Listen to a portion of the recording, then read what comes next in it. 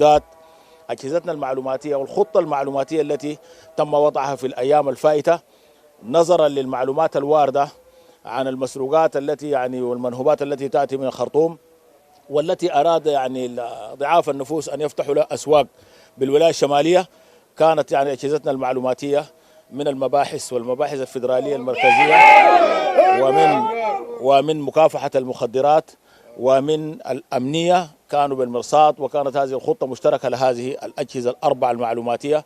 وكان النتاج لهذه الخطة مجهود هذه الأجهزة، ويمكن لاحظنا يمكن خلف كل المعروضات والمضبوطات في زمن وجيز جدا، وإن شاء الله المسألة نحن ماشيين بها قدما. ومعروف جدا أن المرحلة الآن أشرت بأنه نحن في أشد الحوجة للعمل المعلوماتي، وخاصة نحن الآن الشغل مشى إن شاء الله لقدام، وهناك بشريات كبيرة جدا، وبالتالي فيها مؤشر بتاع رفع عيار العمل بتاع العمليات الأمنية أو عمليات الأمن الداخلي.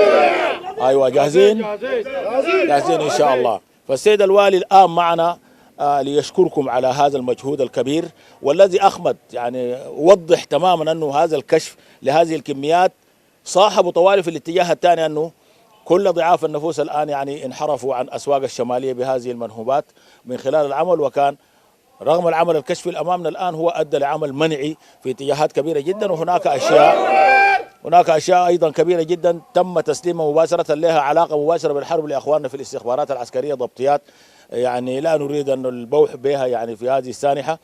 فحقيقة أولا وأخيرا نشكر الله سبحانه وتعالى ونحمد كثيرا في هذه الضبطيات في هذا العمل الذي وفقنا فيه كثير، له الحمد والشكر.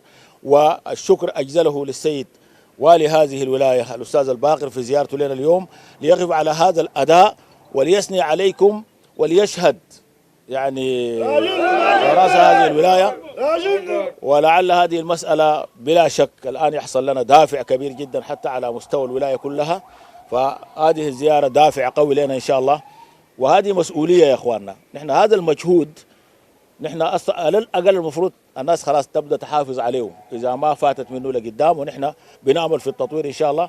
وهذه مسؤولية. زيارة السيد حاكم والي هذه الولاية لكم في هذه البقعة أفتكر أنه ده مهر كبير جدا وبنعمل جدا. أيوة لازم في القريب العاجل يجينا هنا ويجد إن شاء الله ضبطيات بشكل أكبر، يجد نوع للضبط بشكل أكبر، وإن شاء الله ولايتنا بإذن الله آمنة ومستقرة، ونسأل الله تبارك وتعالى أن يعم الأمن والاستقرار